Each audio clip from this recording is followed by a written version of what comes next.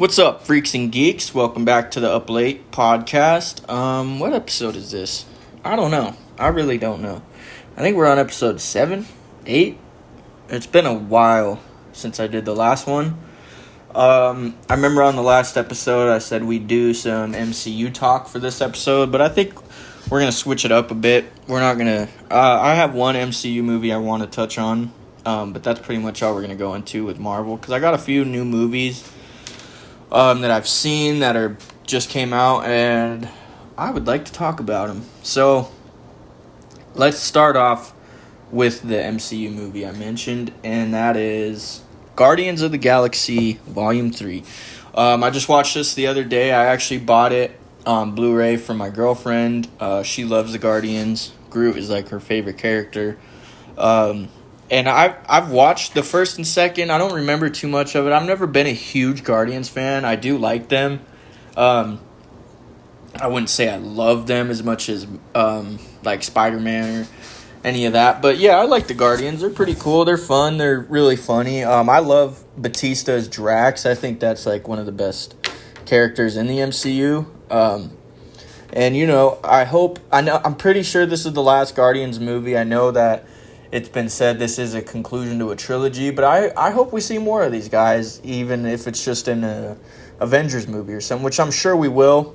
But yeah, if you guys haven't seen this movie, spoiler alert, they all kind of go their separate ways at the end. I think Peter Quill and Rocket and like Adam Warlock and God, I forget who else. A couple other heroes.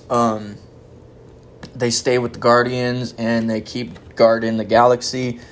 Drax stays with the children that are saved, that were about to be experimented on by that weird guy with the attached face. I forgot what his name, but he's like the main villain in the movie. He's the one that created Rocket Raccoon. So yeah, Drax stays with them because he's like a really good kind of mentor. What do you call it? Role model, father figure type guy. You know, he's a big teddy bear, really. So, and then Mantis, I can't remember where she goes, but she leaves. Gamora goes back to the Ravagers, I think. So yeah, they all kind of go their separate ways. And I remember, like, when I saw Gamora in this movie, I was kind of like, what the hell, you know?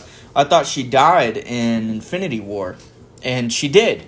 But this is not the same Gamora, apparently. We're traveling in a different time or something. I can't really explain it, guys. I'm sorry. But basically, we got two different Gamoras. They're obviously the same Gamora. It's not like a variant like Doctor Strange or nothing. But it's like from two different patches of time. And the one where she's still like a daughter of Thanos or whatever, that's the one we see. So she doesn't have no memory.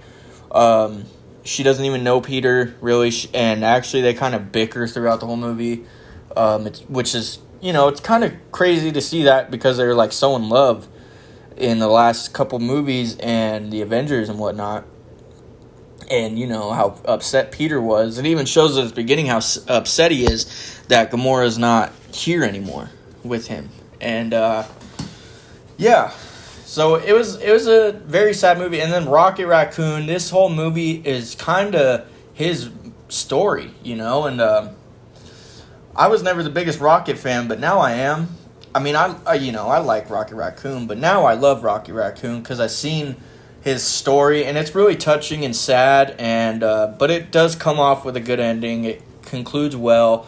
And yeah. Go check out Guardians of the Galaxy 3. I think, personally, I haven't seen every MCU movie that came out this year, but out of everything I have seen, which a lot of it has been just garbage, this is definitely one of the best movies of the MCU since, like, Endgame, in my opinion, you know? What other movies have came out since then that are that good, really? Except for, like, No Way Home, Spider-Man, that was a great one. God, you know, other than that, like, I can't think of an MCU movie that has come out recently that really just blew me away. And that one blew me away. I loved it. And I'm glad that I bought it as a Christmas gift, so now I can watch it whenever I want. But yeah, we're going to move on. So yeah, don't forget to go check out that movie. It's great. I loved it a lot. And yeah. So what should we talk about next? Oh yeah, okay, I got this. So there's this new movie on Netflix, and it's called Leave the World Behind, and it's with Ethan Hawke, Julia Roberts, I'm pretty sure. Let me make sure here. Julia Roberts, I was right. And Mahershala Ali, and even Kevin Bacon's in this movie. This movie is really strange, honestly. One of the main producers on it was actually Obama, if I'm correct. He had a big part in this movie. He didn't write it or direct it or nothing, but he had a lot of say and play in this movie.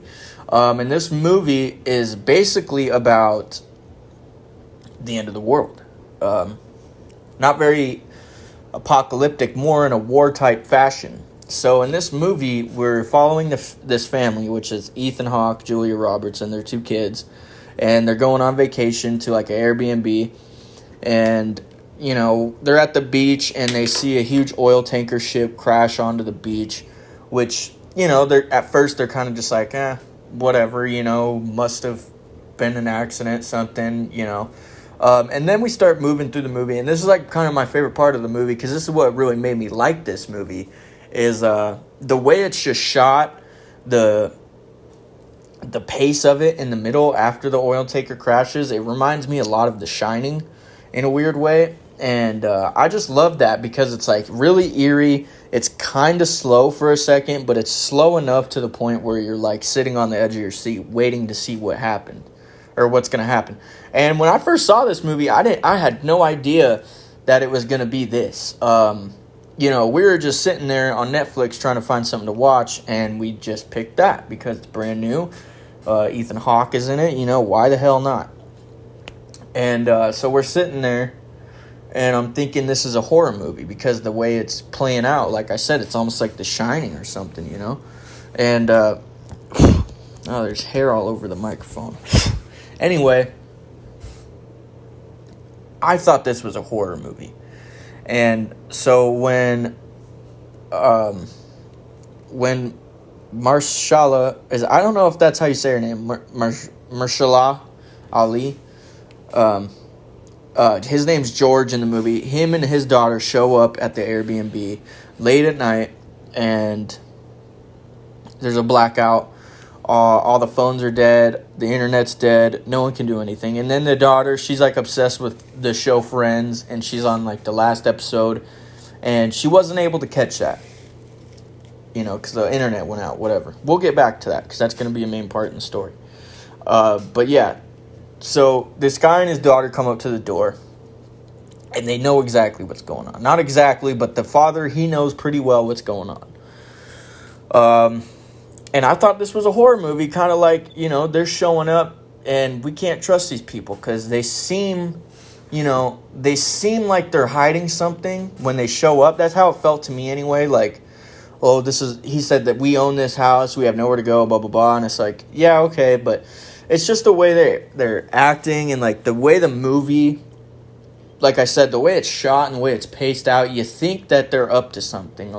You think that these people are not who they say they are, and they're I don't know what to say. It could be serial killers or just whatever, And Julia Roberts is really weighing in on that. She really believes that there's something sinister behind this father and his daughter. And then you kind of get more into it, and you're okay, I don't think they're bad people.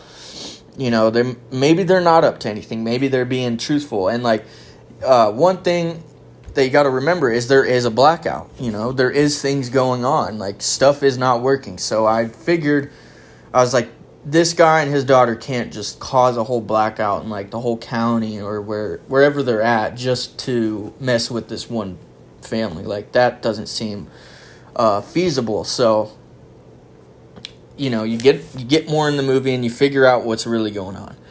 Ethan Hawke is driving around, and he is caught by a drone that starts dropping these flyers everywhere, and it says "Death to America" in Korean or Chinese or something with a big snake on it. So right away you're like, okay, someone is hacking the country. That's why. And, Mr. George goes out to the neighbors, too, sees there's just debris everywhere. It's like things have fallen from the sky. There's floods going on, because they're right by the beach. And he is almost killed by a crashing plane. And, that's what would happen if all the technology died out and went rogue, is oil tankers would start crashing on the beach, planes would start falling out of the sky, because they don't know where they're going or whatever. And so, right there you're like, okay, this is like a war movie almost. Not a war movie, but it's like the start of a war. And one of the things I thought was just really strange about that is Obama. He has a huge part in this movie, and this whole movie is about the drop of America, the last days of America, with technology and networks like the internet, whatever, phones, none of them work now. It's just like back to primal, So, if I had to rate that movie, I'd probably give it a 7 out of 10.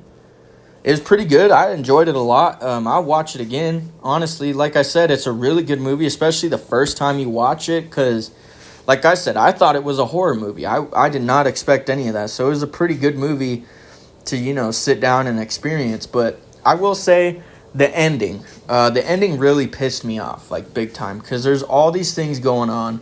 They're looking for a bunker. They got, the son's teeth is falling out of his face because of like a sound wave, or it might be from a bug bite he got.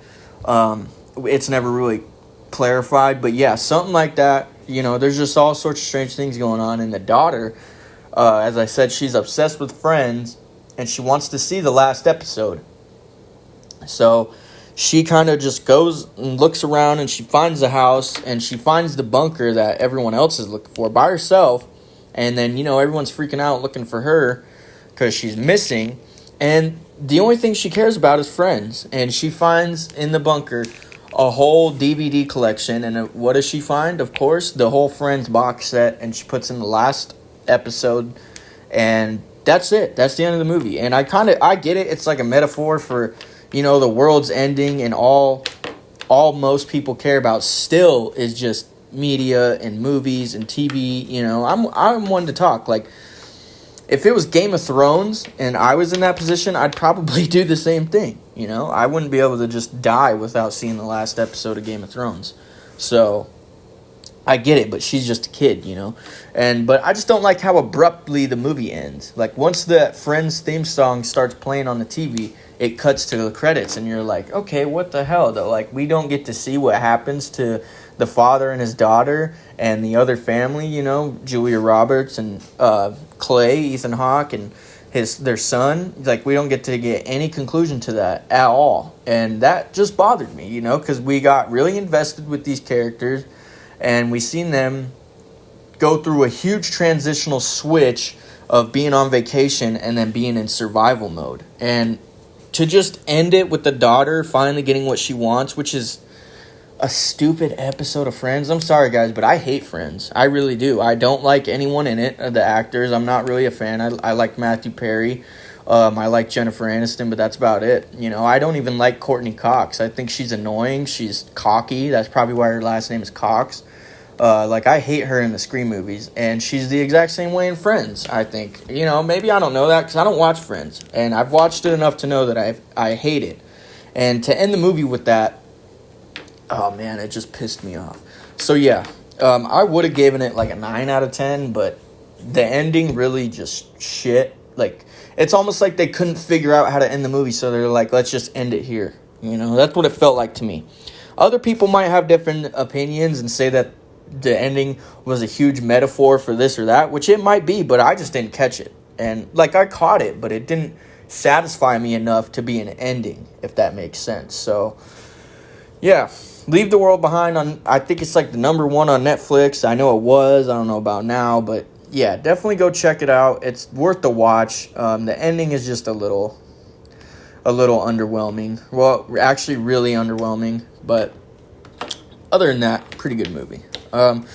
Last topic we're going to talk about, let's talk about Oppenheimer, which is like the best movie of the year, I'm pretty sure. And it's got so many good actors in it. Cillian Murphy, who plays Oppenheimer, Robert Downey Jr., Matt Damon, and there's a lot of other really good actors in this movie. I'm trying to think who else. I'm pretty sure Gary Oldman is like the president in the movie. Even Josh Peck from Drake and Josh is in this movie. There's a lot of people in this movie, like a lot of big name actors. So that makes it fun right off the bat. Director and writer Christopher Nolan. If you guys don't know, he wrote like Inception and directed it. He did the Dark Knight trilogy. So, this movie was just destined to be a masterpiece, I think. And for those of you out there who are hating on the Killers of the Flower Moon, saying it's too long, it's too boring, this movie's the exact same, and this is like everyone's favorite movie. And I'm not going to lie, I love Oppenheimer, but I will say when it comes to being boring, it's slow. There's not any action in this movie, which there shouldn't be, It's basically a biopic about, Oppenheimer.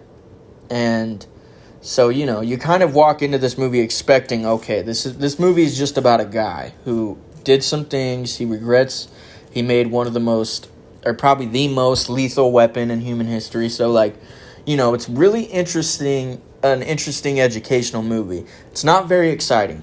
But, I just think it's funny when people compare, or when people have been hating on the Killers of the Flower Moon. I think I even talked about it in the last episode. I wasn't too impressed with the runtime because it was a 3-hour movie and it was just really slow the whole time. And I gotta say, this movie is kind of the same thing as that. So if you weren't a big fan of Killers of the Flower Moon because of that, then I don't think you're gonna like this movie too much either. But see, with me, I can deal with boring. I can deal with people sitting there talking throughout the whole movie. I could deal with that because I'm interested in dialogue, and especially when it comes to a true story. And this isn't just any true story. This is a really significant moment in human history, Oppenheimer, if you want to really think about it, that man kind of ended the war by himself. And he made this weapon of mass destruction, and he has to deal with that. And there's this scene in the movie when he's being congratulated towards the end, and he can't even hear people clapping or think. All he can think about is children screaming and being burned alive from what he created. So it's a really good conflicting movie, very emotional, educational. Like I said, I give it a 9 out of 10. I love Oppenheimer. And my speaking of, I got my girlfriend Guardians of the Galaxy for Christmas. She got me this on 4K. So that was a really cool present to open and see. So yeah, that's a 9 out of 10 for Oppenheimer for me. The only reason I didn't give it a 10 out of 10 is because, like I said, it's 3 hours. It's really slow. There's just a lot of talking, but it's very, very interesting and educational if you actually sit down and pay attention.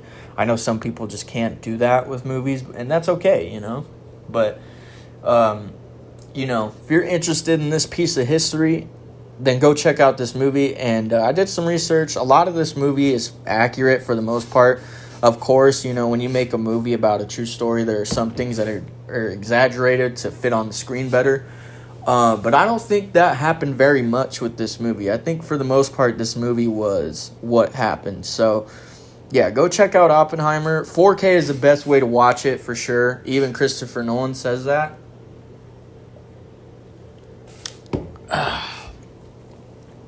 Yeah, that's pretty much it for Oppenheimer. Before we wrap up this episode, I just want to say I'm sorry about the last Vice City episode I uploaded.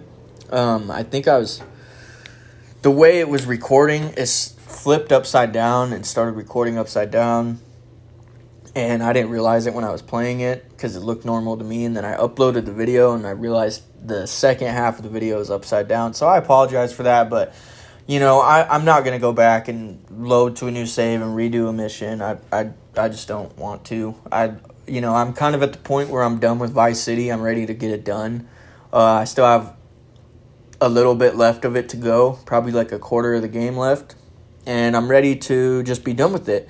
I'm not sick of Vice City. I'm just done with it, if that makes sense. I'm ready to move on to maybe Bully or GTA 3 or, something. I'm not sure. But, yeah, Vice City, sorry about the last video, but Vice City will be done soon. And then I've been wanting to do some more trailer reactions, but my backdrop, my studio is kind of torn up right now. We're moving a lot of things. We've been cleaning a lot. So as soon as I get a new setup going, I will be back on doing movie reviews, trailer reviews, all that stuff. And yeah, go check out our newest podcast episode on Field When Faded. I'll drop the link for that below. If you guys don't know what that is, it's just a different podcast that I do with my friend Doughboy. Make sure to go check out his channel. And yeah, that's pretty much it for today, guys. I'm glad I got to come out with a podcast. It's been a while. And yeah, I think that's it. So we'll catch you here soon. Hopefully next week, maybe something. I hope everyone had a great Christmas and is going to have a good New Year. This will be the last episode of 2023. So that's kind of, special something, whatever. And I'll see you guys next year. So peace out, freaks and geeks.